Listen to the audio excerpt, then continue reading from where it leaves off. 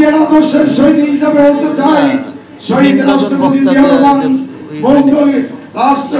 বাংলাদেশের স্বাধীনতা আমাদের জাতি হিসাবে যেটা পরম পাওয়া, আর্মিতে থেকে সেনাবাহিনীতে থেকে বিভাগ করে বাংলাদেশের স্বাধীনতা ঘোষণা করেছিলেন। তিনি বাংলাদেশের পরবর্তী সময়ে জাতির প্রয়োজনে মানুষের আজকে সুশাসনের জন্য সময়ের প্রয়োজনে তিনি দল সৃষ্টি করেছেন, যেটার নাম বাংলাদেশ জাতীয়তাবাদী দল।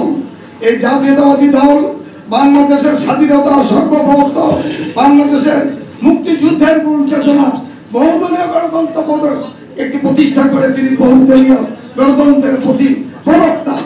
একদলীয় শাসন ব্যবস্থা থেকে জিয়া রহমান বাংলাদেশের বহুদলীয় গণতন্ত্র প্রতিষ্ঠা করে মুক্তিযুদ্ধের চেতনাকে এদেশে বাস্তবায়ন করেছিলেন। দেশের যে লাল সবুজের পতাকা এক হাতে ধারণ করে আরেক হাতে যে দল আমরা করি, যে দলে আমরা বিশ্বাস করি, বাংলাদেশ জাতীয়তাবাদী দল, এই জাতীয়তাবাদী দলের পতাকা যদি আমরা এক হাতে ধারণ করি, এই দুই পতাকা যদি আমাদের দুই হাতে ধারণ করি, বাংলাদেশের গণতন্ত্রের শত্রুরা যতবারই হোক না কেন বাংলাদেশের স্বাধীনতাকে, বাংলাদেশের গণতন্ত্রকে কেউ কোনোদিন পরাভূত করতে পারবে না।